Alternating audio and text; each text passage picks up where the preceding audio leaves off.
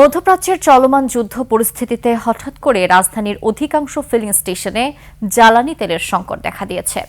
একের পর এক পাম্প ঘুরেও মিলছে না তেল। তাদের অভিযোগ, ইচ্ছে করেই সংকট সৃষ্টি করা হয়েছে। পাম্পের কর্মচারীরা বলছেন তেলের সরবরাহ নেই। এমন অবস্থায় সরকারকে কঠোর পদক্ষেপ নেওয়ার দাবি জানিয়েছেন ভুক্তভোগীরা। শফিকুল ইসলামের রিপোর্টে দেখুন বিস্তারিত। 72 ঘন্টা ময়েশ্চার লক সমৃদ্ধ লিলি বডি ওয়াশ, শিয়া বাটারের গুডনেস স্কিন রিপেয়ার করে রাখে সফট ও গ্লোয়িং। সকাল 9টা, রমনার এই ফিলিং স্টেশনে অলস সময় পার করছেন পাম্পের কর্মচারীরা। গত রাতেই অকটেন ও ডিজেলের মজুদ শেষ হয়ে গেছে।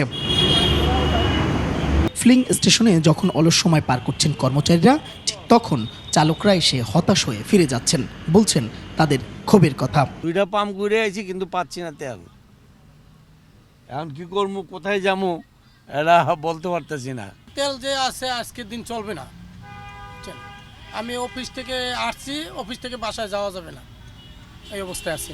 আমি চাই যেন দেশ সুন্দরভাবে চলে এবং তেলের জন্য কোনো ঘাটতি না হয় বা মানুষ যেন দুর্ভোগে না ভোগে। এটাই এখন যদি আমাদের তেল আনতে গেছে, তেল নাই দিতে পারতেছি না। তেল আনলে পরে আমরা আবার তেল দেওয়া শুরু করবো।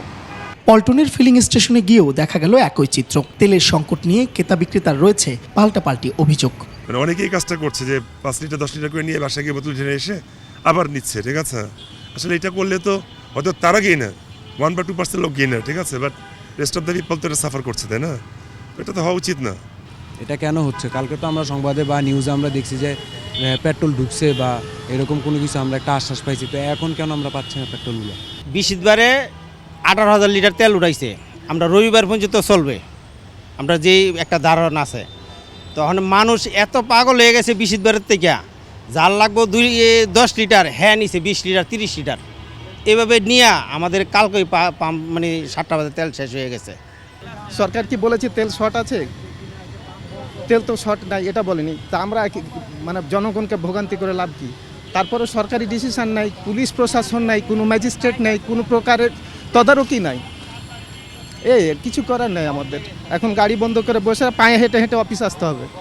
মগবাজার ফিলিং স্টেশনে স্বাভাবিক নিয়মেই চলছে এলপিজি সরবরাহ।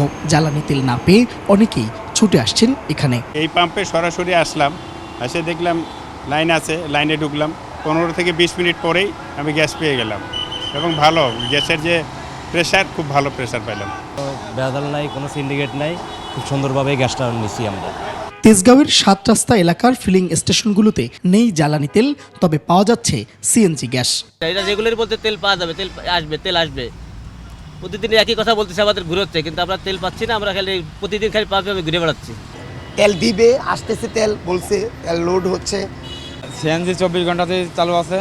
শুক্রবার বিকাল থেকে ডিজেল নাই, আজকে গাড়ি গেছে আনতে, আসলে তেল দেওয়া শুরু করে। মধ্যপ্রাচ্যের যুদ্ধ পরিস্থিতি ঘিরে দেশে জ্বালানি তেলের সংকট বা দাম বাড়তে পারে এমন আশঙ্কায় কয়েকদিন ধরেই ভুগছেন প্রাইভেট কার ও মোটরসাইকেল চালকরা, যে কারণে কয়েকদিন ধরে রাজধানীর ফিলিং স্টেশনগুলোতে দিনরাত তেল কিনতে ভিড় দেখা যাচ্ছিল।